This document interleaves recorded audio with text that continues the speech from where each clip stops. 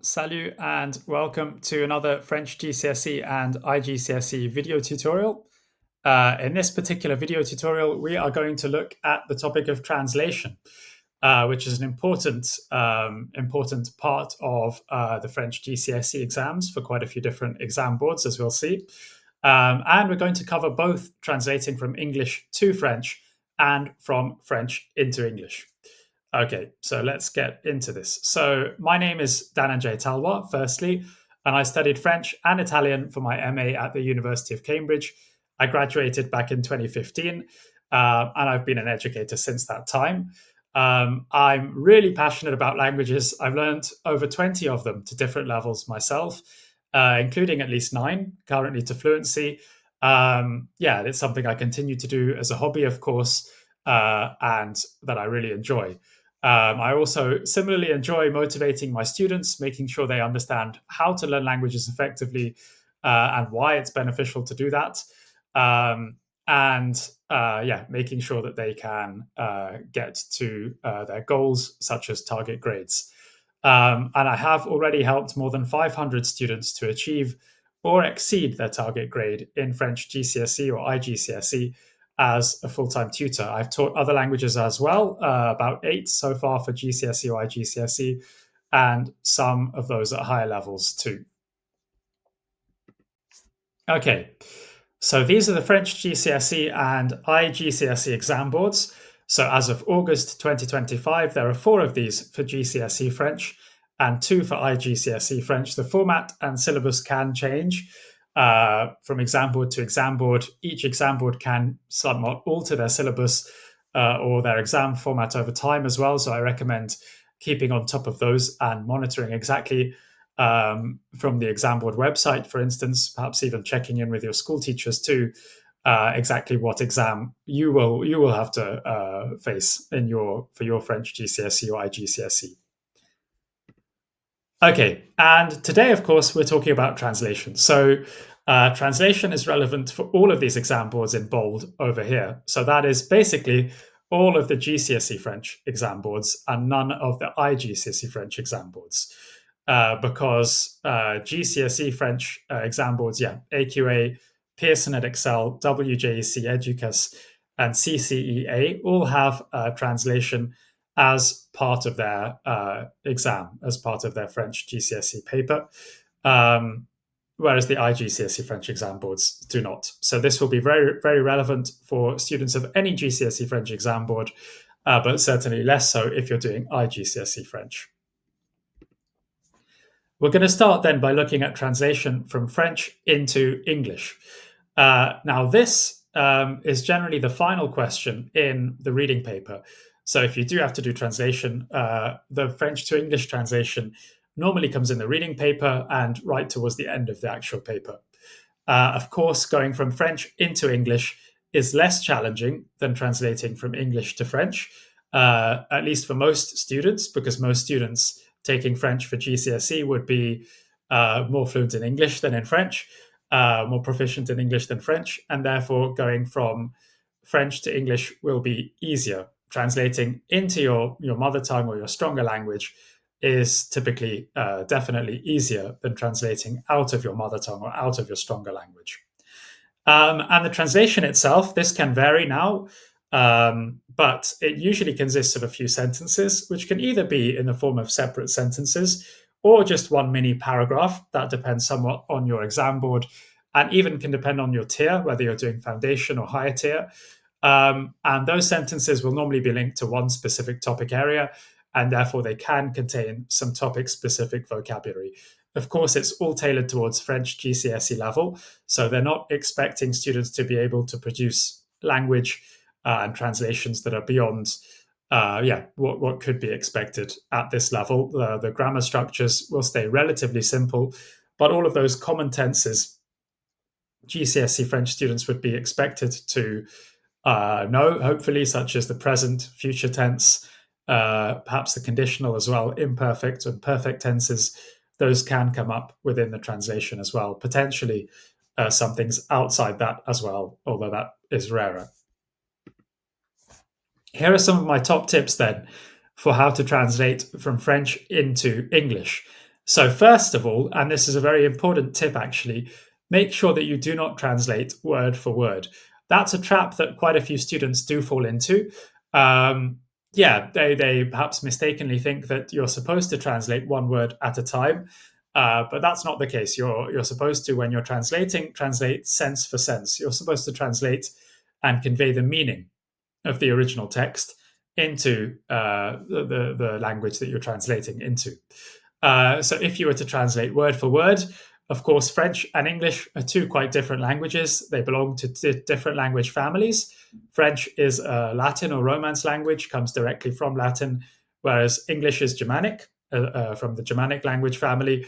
And they do code for things quite differently. They express things quite differently. So if you came across in your French to English translation something which said "j'ai 20 ans," for example, and you translated that very, very literally or word for word in English as "I have 20 years," then of course you would be marked down because we would never say it like that in English.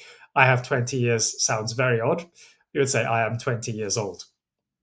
And that's just one example of how French and English can express things quite differently. There are further examples and traps to watch out for later on in this video. Um, Another important point to note is that you can actually rephrase the original French slightly. Again, the aim here is to convey the sense of the original French.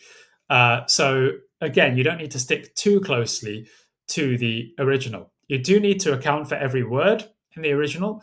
So, if there is, yeah, make sure that you don't leave out any information that is there in the original text. But you can rephrase it. You can phrase it such that it makes good sense in English. That's the important thing. That you convey all of the information that was there in the original, and that it makes very good sense, and it's very clear and comprehensible in the final version. And try to show the examiner clearly that you have understood the original as well. Sometimes students may be tempted to even stick slightly closer to the original for that. At times, um, it may sound better in English to use a slightly different word that is perhaps slightly further away from the original French. But sometimes students may stick to something that's closer to the French in order to show the examiner that they understand what the original means. Either can work. It depends on the particular example or context. But yeah, it is important to show the examiner as clearly as possible, to signpost to them that you understand the original text fully. Um, be careful about tenses and common differences between French and English. I'll expand on this later on in this same video. There are plenty of these, though, plenty of differences between French and English, some very famous or notorious ones too. And make sure you watch out for those. Really, ideally, when you're practicing and revising translation, whether it's from French to English or the other way around, you should get used to looking out for these kinds of common traps, and then you'll just get used to and accustomed to avoiding falling into those traps. If you do not know a word, this is something that quite commonly happens. Try to guess from context. So, of course, when you're translating from French to English, you're much more likely to not understand or not know a word from the original French text. And that can definitely happen to students in the exam. The trick is to try not to get too flustered. Try and take it in your stride, and try and come up with solutions. If you've racked your brain and you really don't know what that specific word or phrase means, you can't think of that, then perhaps just try to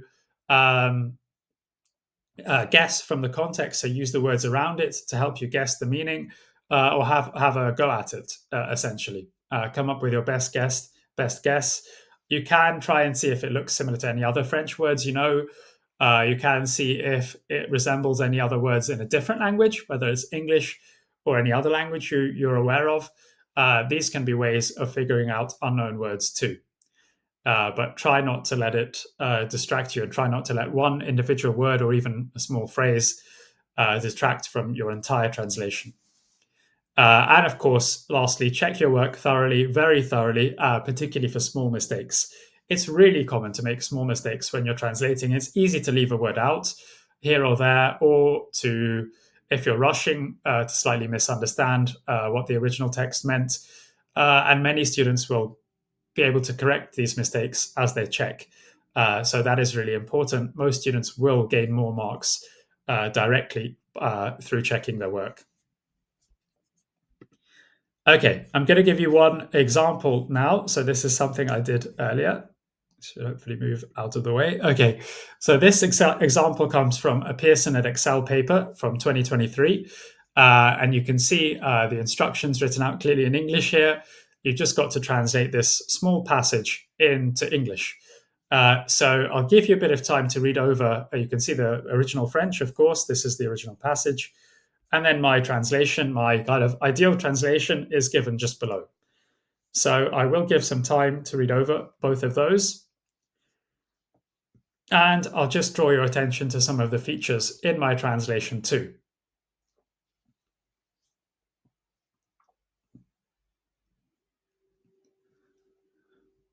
So yeah, you can see in my translation that I have stuck relatively closely to the original. Um, I have at times rephrased just to make it clearer in English and to make the final version in English make better sense.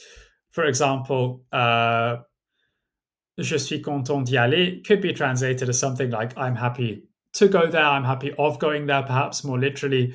I've gone with I'm happy about going there because that sounds far more natural in English. But apart from that, I've actually stuck quite closely to the French. There are not many instances where I have changed the wording or gone far away from the original French. And that's also because this passage doesn't really seem to require that.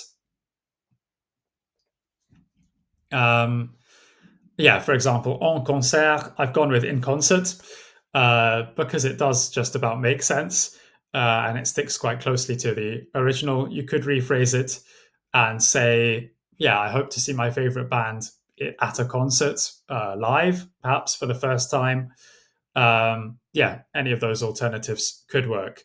One area where I did rephrase a little bit, which shows quite a common difference between French and English, is in this last sentence here, where it says in French, malheureusement, on a annulé le festival l'année dernière, which I've translated as unfortunately, the festival was cancelled last year. Word for word, the French says, unfortunately, one cancelled the festival last year. So in French, they have this en form, which is very commonly used. Yeah, and is commonly used instead of the passive form in French.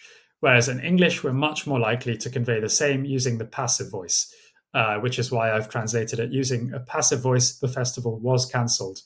If you say one cancelled the festival in English, that sounds extremely maybe posh or even possibly pretentious. So people are much more likely to use the passive, and that's why I've done that. Apart from that, though, you can see that I've stuck with the tenses of the original as well. I've made changes as and when necessary, but other than that, I've tried to stick to the original translation. I've accounted the original French. I've accounted for every word and every piece of information that is there in the original, so I've not left anything out, and I've been careful to do so. And I've paid close attention to the tenses used in the original French as well, and stuck with those in my translation because there's no need here to change them at all. Okay, so now we're going to similarly look at translation from English to French. Now, this, if you have to do translation, so if you're doing a French GCSE exam board, then this translation from English to French will be in your writing paper. And it's usually the last question in the writing paper, although that can vary slightly. And of course, it goes without saying that translating from English to French would be harder, definitely more challenging for most students than translating from French to English, that should actually say, rather than from English to French. Yeah, so going from English into French is definitely harder than translating from French into English. And that's because translating into your stronger language is easier, typically, than translating out of your stronger language. And that, of course, assumes that French GCSE students would be stronger in English than in French. Again, the translation itself would just consist of a few sentences normally, either as separate sentences on the paper or as one mini passage together. And they will be linked to one specific topic area again, so can contain some topic specific vocabulary. and it's important to revise topic-specific vocabulary as well. Okay, so here are some top tips for translating from English into French. So first of all, again, do not translate word for word. This is important both ways, whether you're translating English to French or French to English. There are clear differences between the two languages, as I'll show you more closely. So don't be tempted to literally translate one word at a time. That will result in a very clunky translation, which will not always make sense in the final language. You can rephrase the original English slightly again if it makes the final version in French make better sense or make more sense. You can rephrase the original English, or slightly paraphrase or find a different way to convey the same thing. Again, the most important is that you convey the same ideas, the same meaning as the original, and that you do so in good French and accurate French, in ways that make sense in French. Make sure you've accounted for each word in the original, so important not to leave out any information or words that are there in the original text. Be careful about tenses and common differences between English and French. There are many of these, and I'll show you some examples later. If you do not know a word, again, if you're translating from English to French, you're likely to know the English words. It's the French words that you're most likely to be less sure of. And so when you're translating into French, again, the aim is to convey the same ideas, the meaning as the original. So you could try to use a synonym or an approximate synonym if you can't think of a direct synonym, or rephrase. Perhaps you could find a way of conveying the same information or the same ideas, even if you have to rephrase the original text, or even if you have to change the wording a reasonable amount. If you're really not sure, if you're not sure of one particular word, then that is potentially a way to get around it. Because if you still manage to successfully convey the same ideas and in correct and accurate French, then you can still get the marks. And again, of course, check your work thoroughly, especially when you're translating English to French. You've got to watch out for small mistakes. Make sure that you've carefully understood everything you've got to do, conveyed all of the information that's there, for example, too. But also, whenever you write in French, you must check for spelling, punctuation, and grammar, or SPAG, as they're sometimes called. Because it's very common to make mistakes with those when writing in a foreign language like French. You have to, many students will spot those mistakes and correct them while checking. So very important to set aside time to check. Again, here's one example of a translation from English to French. This example comes from an AQA paper from 2023, so based on past papers. And the instructions are very simple. Simply translate the following passage into French. So the passage in English is shown here, and then this is the translation in French. I'll give you, this is my ideal translation or model translation into French. I'll give you a bit of time to read over both of these, the original text and my French translation, and I'll point out a few features as well. So you can see that, some of the time it has been necessary for me to somewhat rephrase or to render things differently in French because they would simply express concepts differently in French compared to English. For example, I get on well with him. Je m'entends bien avec lui. That's a slightly different construction in French with a reflexive verb. Literally, word for word, it means something like, I hear myself well with him, or I understand myself well with him. So you can see, again, it's important not to translate word for word, definitely when doing these translations in either direction. But I've had to phrase that slightly differently. I've used the equivalent in French, essentially, which is structured quite differently to English. Other times, though, I have literally been able to translate quite word for word. For example, notre professeur d'histoire est assez sévère. Our history teacher is quite strict.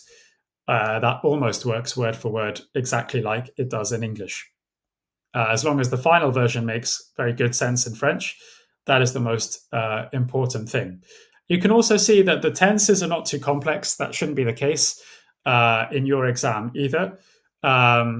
yeah, they haven't thrown in extremely complex forms. You're not required to use any subjunctives in French, for example, or yeah, more complicated compound tenses. There is a conditional form I would prefer, so I've been careful to render that correctly in the conditional tense in French as well. Je préférerais. Um, and there is a perfect tense as well. J'ai passé une semaine. I spent a week. But not overly challenging grammatically either. Apart from that, I've been careful with some more specific words like river is un fleuve. If you weren't sure exactly how to say river, then you could try a different way to express a body of water, essentially, whether it's rephrasing or any synonym that you could think of. Um, And yeah, whenever you're writing in French, you have to be very careful of things like agreements. For example, between words like note, grades, and good, the adjective which describes it, bon. So that adjective good, bon, must go in the feminine plural form to agree with note, which is feminine plural. So you need to watch out for those things. Agreements in French, there are far more of them than in English. Agreements between subject and verb, and between a noun and adjective, for example, too. Okay. And speaking of which, we're going to talk more now about common traps when translating between English to French, whether you're going from English to French or French to English. And there are quite a few of these. So this is definitely not an exhaustive list. This is just a starting point. But these are some really useful things to think through and to get used to as you practice translation. So French firstly uses the definite article. The definite article is the word for the, basically the word the, much more than in English. Of course, there are different varieties of the word the in French, le, la, l'apostrophe, les, but they tend to use it a lot more than in English. And in French, they even use it when they're making generalizations, unlike in English. For example, in English, if you're generalizing and saying you like apples in general, you'd simply say, I like apples. Whereas in French, you'd have to throw in the definite article as well. J'aime les pommes. Even if, this is a very, very general statement. In French, they would still use the definite article for such general or overarching statements. French, of course, has gender and agreement, as we saw, whereas English doesn't. That's a really common thing to watch out for, and a common mistake that students make is forgetting to make an agreement, whether it's between a subject and the verb.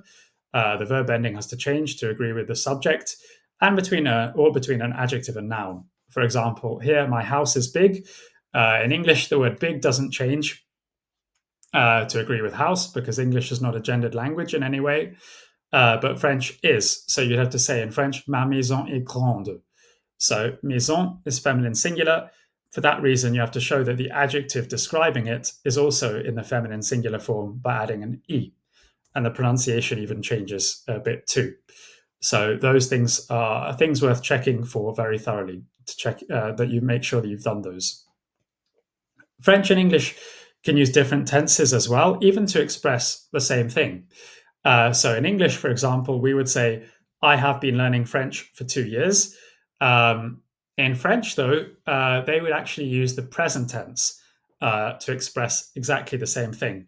So they would say, j'apprends le français depuis 2 ans. Literally, I am learning French since 2 years. So quite a different way of translating the same thing compared to English.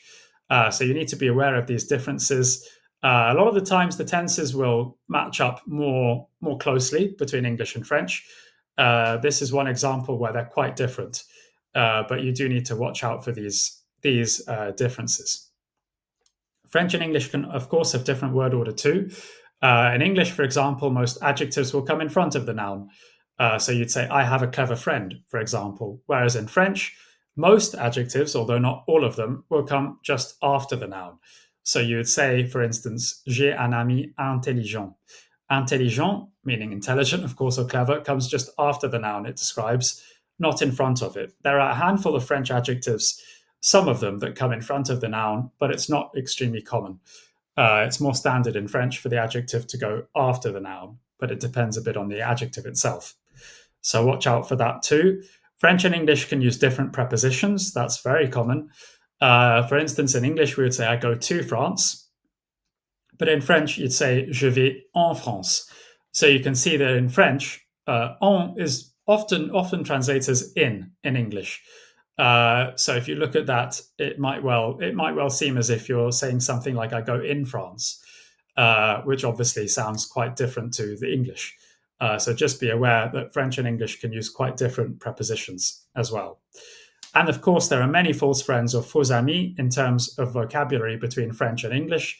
There are many examples. This is one really common one. Actuellement, the French word, doesn't actually mean actually. It means currently instead. Yeah, so don't fall into the trap of these false friends. These false friends are words that look very similar or look like they correspond to a very similar word in the other language, but actually have a totally different meaning. And there are loads of these, so you can use lists of these to revise or to watch out for these common mistakes as well, if you want to. Actuellement is one example. Others it would include things like librairie in French being a bookshop rather than library, and many others. Okay, now there's time for a quick quiz just to test your understanding of translation. So, number one, why is translating word for word generally a bad idea? So I definitely did touch on this. I'll give you a bit of time to think through the answer, though, before revealing it.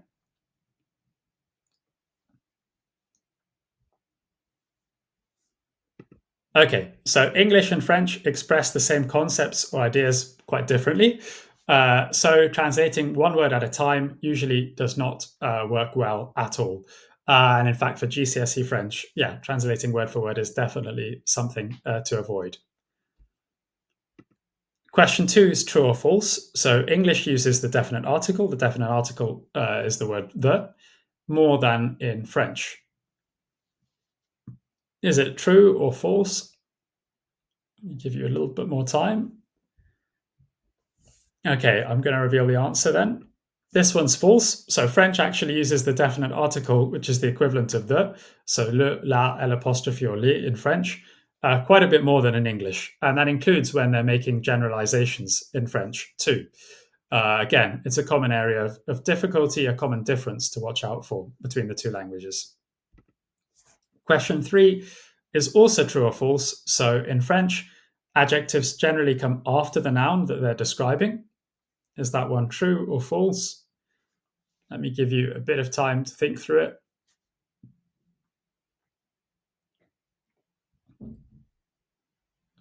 Okay, let me reveal the answer then. So this one's true, actually. There are only a handful of adjectives, only certain adjectives in French that are exceptions to that rule and that can come before the noun. Sometimes they can change meaning as well, depending on whether they come before the noun or after the noun. Yeah, there will be explanations in many grammar workbooks in more detail on this. But again, it's a common difference between English and French, so something to watch out for while translating. And lastly, question four. So, what should you do if you're translating from English to French and cannot remember a specific word in French? Again, I'll give you a bit of time before showing the answer.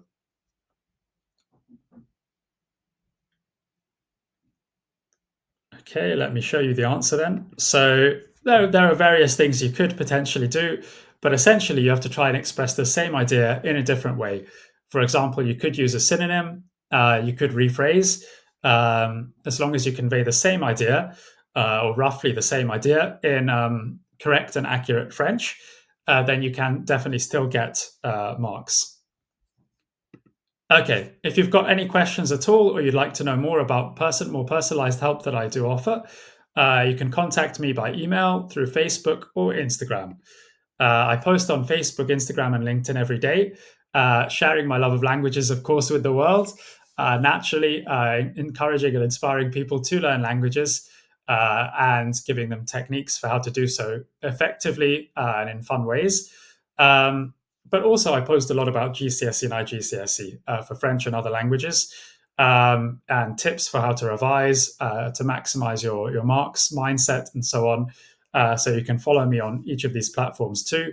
I have many resources, including free resources available for French GCSE and iGCSE, and a Facebook group that's free to join for French GCSE and iGCSE students and parents with tips, advice, resources, and more.